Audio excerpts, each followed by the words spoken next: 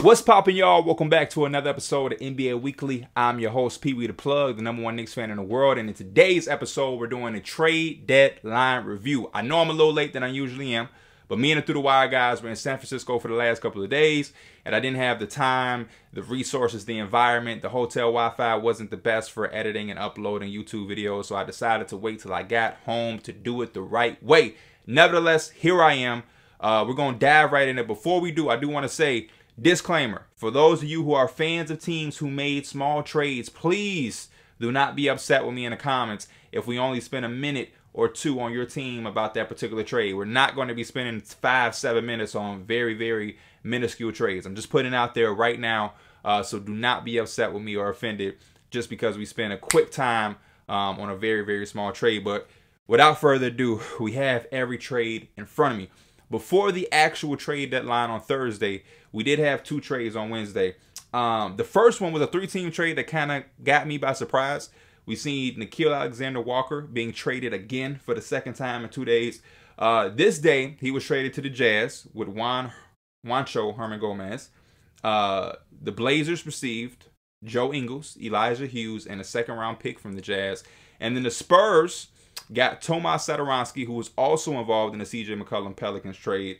And then they also got a second-round pick from the Jazz. This one was surprising just because I thought the Blazers would have valued Nickeil Alexander-Walker's youth and, you know, potential as an asset. Definitely could have used the opportunity and the time to run in the backcourt with Anthony Simons. You know, Dame sit out, get healthy for the rest of the year, and they could just lose games, get a high pick, and give their young guys a lot of experience or whatnot. So this one did catch me by surprise.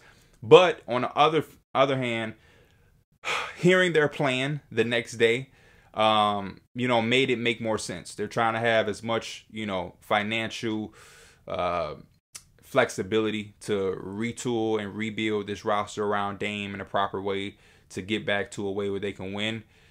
For me, I wish they just went into the rebuild direction, fully committed to it. I think holding on to this Damian Lillard, you know, legacy, it's only doing both sides and both parties a disservice because they always got a foot in and a foot out, and they're not fully committed to the rebuild. So this was surprising, but they did exactly what they wanted to do. They got off the very big contracts. They got back some picks here and there, second-round picks, a first-round pick. Hopefully on their side, they're hoping that the Pelicans don't have as much success, so that pick could be a lottery pick added into their own lottery pick. And then the deals that they got back were expiring this current season, and it just opens up the gates, gets them under the luxury cap, and it gives them flexibility, like I said, to make moves. And this offseason, they're probably going to be super aggressive to try to boulder up that roster to put around Dame. They were trying to make a move for Jeremy Grant, didn't go through.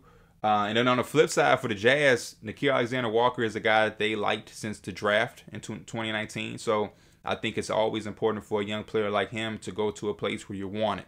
And that's a team that legitimately wanted him and has wanted him for a while and have seen the potential in him. So I think going there, a veteran team, a playoff team, and playing some competitive basketball with a team that has a good development program for their youthful players, and not even just young players. You know what I mean? Guys have gone there and rehabilitated their career in one way or another. You see the transcendent of Jordan Clarkson becoming the player he is. Joe Ingles made his name there. Rudy wasn't a sexy pick coming out. He's turned into a defensive player of the year. You see Donovan Mitchell. So I think you can hopefully add Nickeil Alexander-Walker to that list. Spurs get another contract in Tomas Satoransky that can go off the books. They also get a second-round pick. We know what they can do with those second-round picks. Another trade that happened on that Wednesday, the Thunder. They traded a 2026 second-round pick to the Heat, and then they got KZ Okpala. I just saw today that they waived KZ Okpala. So this is just one of those trades that just happened. And I guess they opened up a roster spot. Heat got a second-round pick in the future, and that was that. But the actual trade deadline, February 10th, Thursday, the Kings, Bucks, Clippers, and Pistons do a 4-team trade where the Bucks receive Serge Ibaka, 2 future second-round picks, and cash considerations. The Kings receive Dante DiVincenzo, Trey Lyles, and Josh Jackson. The Clippers receive Rodney Hood and Semi Ojeleye, and the Pistons receive Marvin Bagley III. I like this trade for a bunch of different reasons. First and foremost, the Bucks are able to get a solid big man in Serge Ibaka, who's also, I believe, on an expiring deal. So if it doesn't work out their way, they can go in a different direction. But we know the situation with Brook Lopez. They had DeMarcus Cousins in. Bobby Portis has been playing, you know, great basketball. Now they're bringing in another big who can protect the rim, shoot the basketball, and again is on an expiring deal. They got 2 future second-round picks as well and cash considerations, which is always good for a team that's competing. They need as much money as they can get. On the Kings' hand, they get Dante DiVincenzo. They've been trying to get Dante DiVincenzo since last offseason, or the offseason before, excuse me. And I like him with them. Obviously, he was a big key part to the Bucks, but injuries kind of slowed him out, got him out of the rotation. They had success without him, and you know how that goes. When a team is able to win without you, especially the ring and championship, it's hard for you to show your value. So he's going to be able to go to a Kings team that I think is really, really going to need him more than the Bucks. And he's young.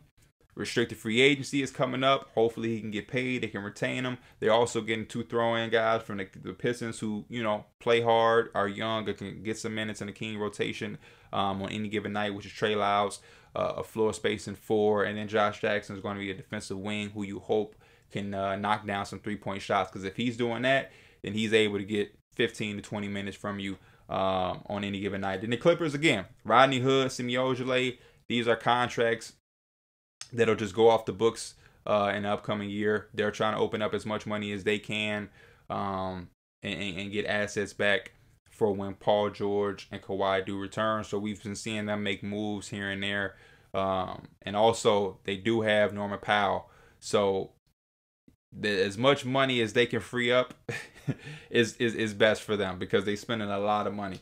And then the Pistons, Marvin Bagley, this is probably one of my favorite parts of the trade. I like when guys like Marvin Bagley are able to get a new change of scenery. Whenever that team that drafted you, the marriage isn't just going right, I love when it's able to just be a way with both parties can go 2 separate ways. Get it over with. Go, let him go develop here. Y'all move on. We wash our hands with it. We forget it ever happened, and it's a whole new thing. He's a young player still. New environment, new situation. Hopefully can give him a booster. He's been playing really, really good basketball ever since they did get him back into the rotation. And those are the two key things, part of the trade that I like. I do like the Kings, how they're moving. I think this trade can really help them. The Bucks, I think, is really going to be a deciding factor in the playoffs. How big of a factor can the Serge Ibaka be? How long is Brook Lopez going to be out? And then the Clippers, they're kind of throw into this trade. Really just getting Serge Ibaka off their books and letting him go play for a contending team as they ease out the season with a little bit lower expectations. But overall, I think this is a solid trade for all parties, but especially for Marvin Bagley, because I think that Detroit environment with all those young players can be a nice, good, fresh start for him, and I can't wait to see him hit the floor for them and those young guys and get running. The next trade, the Raptors. The Raptors got involved, and they made a trade to go get Thaddeus Young, Drew Eubanks, a 2022 second-round pick via the Pistons, and in return, they sent to the Spurs Goran Dragic, a 2022 first-round pick protected, lottery protected, and a 2023 first-round pick protected 1 through 13. Obviously, a great trade for the Spurs.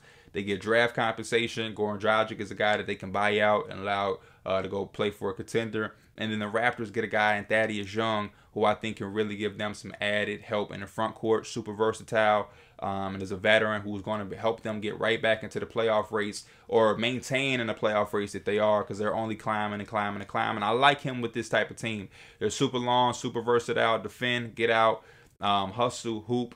He's going to be right in the mix with them as a veteran. You can start him, play small ball with him, put him at the power forward. He's going to be another long wing defender who can play and switch on any and everybody. And I really, really like this move for them getting back into the playoff race. And hopefully it can keep them solidified and not have to dip into the play-in because they have been on fire, scorching. A little disappointed that they couldn't hit the home run. But I do like this as a plan B. You know what I mean? There's been rumored to get, the Miles Turners and all of that. That obviously didn't happen. But this is a good plan B for them to get Thaddeus Young for basically Goran Dragic, who you didn't want. And then the picks are heavily protected. And if you succeed, you don't get them. But if you know it doesn't go your way, you still retain your pick. So I think this is a win-win for them. And then the Spurs get 2 first-round picks, and then Goran Dragic frees up some money for them after they buy him out. But I like this Thaddeus Young pickup. A lot of teams, a lot of fans of a lot of teams were hitting me up talking about their team getting Thaddeus Young. And I think it's been known that Thaddeus Young is a winning player. He's that winning vet that can do a lot of different things on a winning team off a bench. And a lot of guys wanted him to be on their team. So I like that pickup for the Rockets. Bol and PJ Dozier get traded again. They go to the Magic, and the Celtics in return get a future second-round pick. I guess those two guys are they're just gonna be teammates for life. Bol and PJ Dozier. You know, a good trade for the Magic. Get more youthful players that I guess you can give an opportunity to. The Celtics, I understand why they flipped it. I'm kind of surprised they didn't keep PJ Dozier. PJ Dozier reminds me of a Celtic player, but I definitely knew that Bol wasn't going to play substantial minutes there. We even actually really never got to see him play. And then the next trade that pops up is the blockbuster. Ben Simmons, Seth Curry, Andre Drummond, a 2022 first-round pick, the 2027 first-round pick protected 1 through 8 goes to the Nets, and then the 76ers receive James Harden and Paul Millsap. Real quick, because this is the type of trade that's getting its own video, because it's obviously the biggest trade of the entire deadline, and we got to really dig deep in there with a lot of different opinions.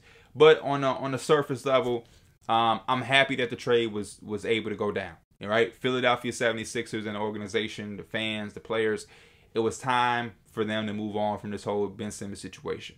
It's enough about pointing fingers, who to blame, who did this, who did what. Let's just get over the situation. It's been dragged out and talked about from the summer to the All-Star trade deadline break. And I think we were all over it. And I'm just glad we were able to get it over with, because I would have hated to have to drag it through the entire season, through the playoffs, and then through the offseason again. So I am, as a fan, just happy to see it over with. I'm happy to see James Harden go exactly where he wanted. It's obvious that this is where he wanted to be the entire time, back reunited with Daryl Morey. It's even rumored that he never really wanted to go to the Nets, but the Houston Rockets were just never going to give Daryl Morey James Harden again right after he just left them. So it all makes sense now. Ben gets a fresh start. It's rumored that he was emotional on the phone with Kevin Durant and the Nets about taking a chance on him, and he's going to be rejoining them soon, which is good for me as a basketball fan, because it was tough early in the season already with all of the injuries. Then we had Kyrie missing, Ben was missing. I just like to see all the guys playing at the highest level, and I think this also creates a little rivalry. You know, we saw the Kevin Durant and LeBron All-Star draft where James Harden got picked last, and Kevin Durant was obviously refusing to have him on his team. And I think that's kind of funny for sure, but I also think it's real. I think it's kind of like a message to say that everything wasn't okay. Everything wasn't all good, and everybody ain't thrilled or gonna put on his fake smile like, oh, it's okay. No, I think Kevin Durant is pissed off. I think the Nets are pissed off, and I think the Nets fan base are pissed off the same way the Philadelphia 76ers organization, players and coaches and fans were pissed off at Ben Simmons. And I think when these two teams meet for the next couple of years, especially when everybody is available to play, this could be something that we could see bubble into a rivalry. As far as the actual details and thoughts and breakdown, that's going to be for the Ben Simmons, James Harden blockbuster trade video that you'll be able to watch in its own. We're going to give that its own life, because if not, this would be an hour-long video. But without anything else being said, great trade on all fronts. I am, just as a basketball fan, happy that we finally can move on from this, because it felt like every day we were waking up and it was some rumor, some BS, and it was just getting dragged out far way too long. So thank you for the Nets in Brooklyn to finally get that done. The Celtics got involved in the trade deadline. I was happy to see that. I wanted to see the Celtics get involved one way or another, because I was a guy that believed in this roster. I really liked them to start the season. They were a little disappointed. They went through a lot. Every team is going through a lot this entire season. But they get Derek White, and they send the Spurs Josh Richardson, Romeo Langford, a 2022 first-round lottery protected pick, and then they do swap rights on a 2028 first-round pick. I think Derek White is the type of guard that they need, a guy that can defend. He's going to make sound and smart decisions, not necessarily a point guard. He's a 2, but I think he can play with a point guard-esque mind at times. A little bit of a guy who can do it all, but I think he can be a connector between Jaylen Brown and Jason Tatum, and the type of player they've been missing for a while. He's going to be able to do literally a little bit of everything for them in that backcourt, and he's the prototypical name or guy that they've been missing, but he's not the name. I think the Celtics have name chased for a while, especially after having Gordon Hayward, Kyrie Irving, Kemba Walker, Al Horford. They had the names for a while. I think he's for the first time in a while, he's a good fit versus a name. He isn't the most household popular name, but Derek White, the basketball player, I think adds a nice dynamic to the Boston Celtics in the backcourt. I really do. And then for the Spurs, again, you get picks, the same thing they got in the Raptors trade. And that's exactly what they're going to be trying to double down on for the future. I don't think we're done seeing them stock up on picks the offseason. They'll probably have the same sentiment. Josh Richardson and Romeo Langford ain't bad wings to pick up on either. But all in all, I really do like the Celtics making this move because Derek White gives them a presence that they haven't had since they've had Jaylen Brown and Jason Tatum at this level. The Suns get Torrey Craig again, and the Pacers get Jalen Smith and a future second-round pick. Really, really good trade. The Suns are able to get another veteran wing who can defend, knock down shots. It's going to be very, very key and pivotal for them in this next playoff run that they're trying to put together. And then the Pacers, you get another young talent, Jalen Smith, and a future second-round pick. We know they just got Tyrese Halliburton and the Domantas Sabonis swap. When the summertime comes, off-season, Malcolm Brogdon will then be able to be expendable. Miles Turner they still have. Maybe they hold on to Miles Turner depending on how his relationship and game is with Tyrese Halliburton. Same thing with Malcolm Brogdon, but I don't think they keep both. One of those guys, maybe both, will still be flipped for more assets, but I do love the direction that the Pacers are going into, and I think Jalen Smith is going to be an interesting big to put with Tyrese Halliburton when they already have Isaiah Jackson, Gogo Badazzi. It's going to be very interesting to see the direction that they go with their bigs. But whoever they have a lot of options to pair with Tyrese Halliburton. I'm interested to see who plays the best with them. The Hornets go get a big. They get Montrezl Harrell from the Wizards, and they only give up Ish Smith and Vernon Carey Jr. Vernon Carey Jr. was not a guy that was getting a bunch of minutes in the rotation anyway. Ish Smith, though, on the other hand, has had beautiful moments for the Hornets. Real good punch off that bench as a veteran point guard, but they do have a shit ton of guards, so I don't think they'll miss him too much. And Montrezl Harrell is that big that gives them some offensive flexibility that I think they've been missing in the paint and interior.